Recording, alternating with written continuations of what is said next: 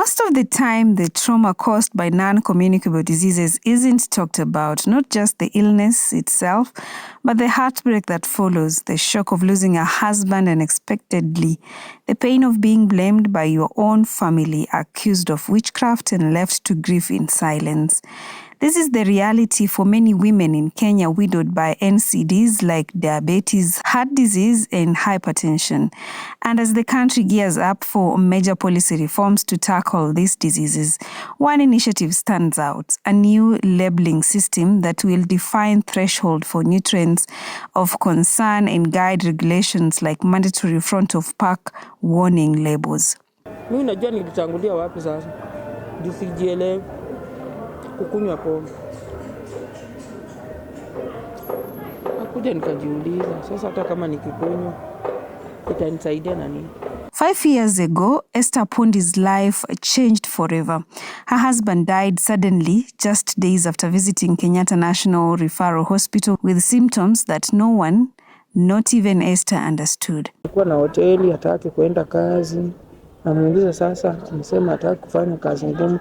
Yaani kama mchovu but mambo na kwenda hospitali hakuwa anataka. So haikuchukua muda sana, wakati alienda tu nyumbani kama ameenda mazishi. Ni wakati mimi pia sikuwa na time na kwenda na yeye. Kama ameenda mazishi ndio nikasikia ametonjeka. Nataka nifuatilie niende, nasikia ni ameaga.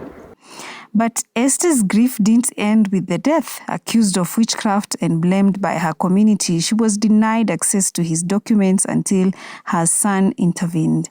Hiyo kitu imenisumbua sana, hata kuna watu siongei nao mpaka wasai.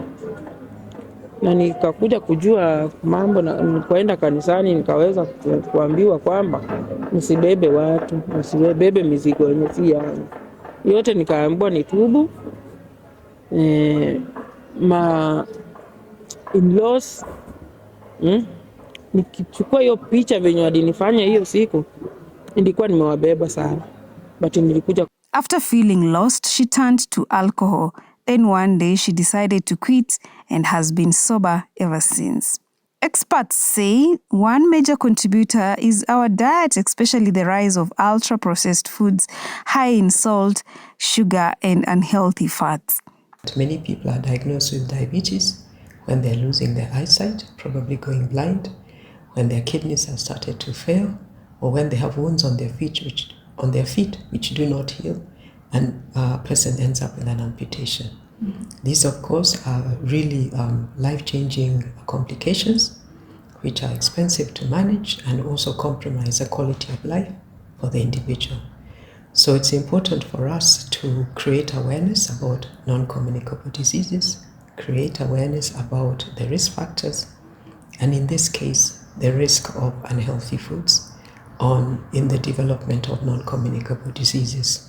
That's why Kenya is preparing to roll out front-of-pack warning labels, simple, bold symbols on packed foods that alert consumers to high levels of sugar, salt, and fat. Dr. Karekezi says this will go a long way in minimizing the burden on already overloaded health sector in the country. Essentially, what the front-of-pack labeling is going to do is now to provide a simplified label on the front of the pack of the packaged foods, which will give an indication to the community about whether those products are high in salt, high in sugar, or high in fats.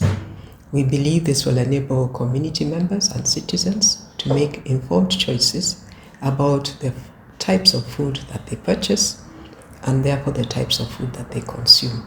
The labels are part of the Kenya Nutrient Profile Model, a new policy tool developed by the Ministry of Health is designed to guide regulations on food marketing, school meals, and sugary drinks taxes. According to the International Institute for Legislative Affairs, countries like Chile, Mexico, and Uruguay have already seen success. In Chile, sugary drinks purchases dropped by 24% in just 1 year. In Uruguay, nearly half of the parents reported healthier shopping habits. As Kenya prepares to roll out front-of-pack labeling, Esther's story reminds us that behind every statistic is a family, a a struggle, and a chance to do better. Wengi hata wakuzika, wenye ninajua wakuzika, walifukuzwa katika hii hali ya kusemekana umeua. Mwingine anaambiwa uliletea kijana yetu ukimwi. Niko na kadha.